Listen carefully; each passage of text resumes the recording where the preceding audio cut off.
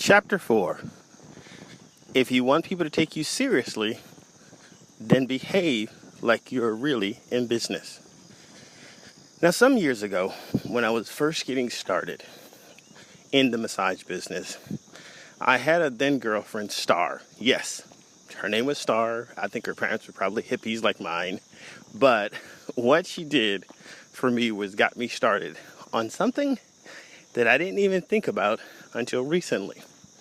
So the story goes, she, as she was my girlfriend at the time, like many girlfriends and even wives, was supporting me in my first business venture in the massage world.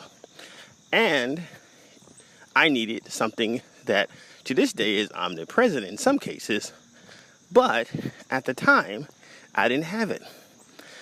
I had started something called Healing Hands Massage Therapy.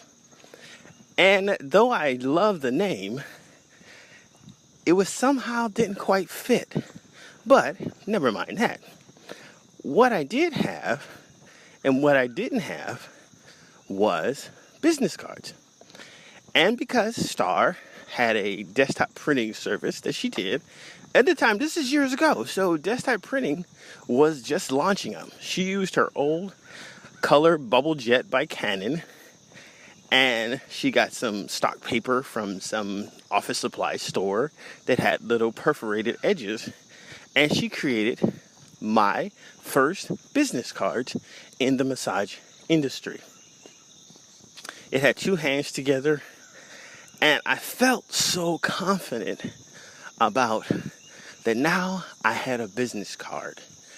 And when I handed it to people, the power I felt that I'm officially in business, even if it was cheap stock on a desktop printer that at the time I didn't know that people didn't take me quite serious. But it did get me started in the idea that in order to be professional, you have to look to professional. Now today, business cards are omnipresent and you can get them for very inexpensive. However, the new currency, and it's always been the currency, but many massage therapists don't use this currency because they think it's too complex. Believe it or not, it's actually quite simple. The new currency, to be taken serious and actually charge more for your service, is a book. Yes, you're currently reading a book about how to grow your business past 6 figures and protect your hands and provide an income for your family and some freedom. Yes, a book. A simple, small cover book, just like this one that you're reading, will get you way more credibility than that business card. And here's the reason why.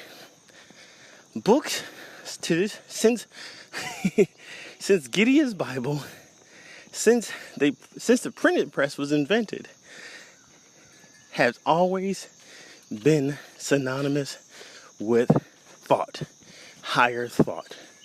Meaning, people tend to take authors serious because they have an authority. They've sat down, they've created what is in their mind and put it on paper and mass produce it. Now, your book doesn't necessarily have to be a great seller, but it does help. Your book doesn't have to be an aha, but it must solve a problem. That's the key component of books like this, is that this is not done for entertainment. This is to help people solve a problem.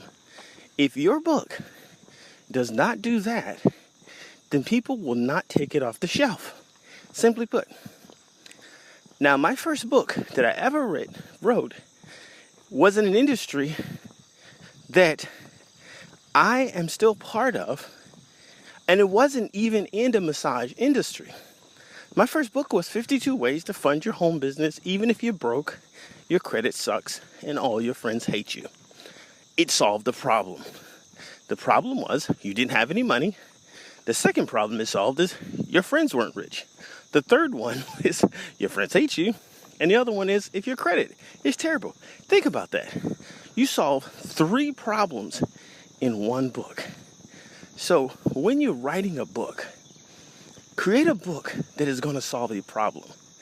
It is preferable to write a book about a subject that you're currently marketing. I'm in the space of helping massage therapists and other small business owners create income, wealth, and longevity.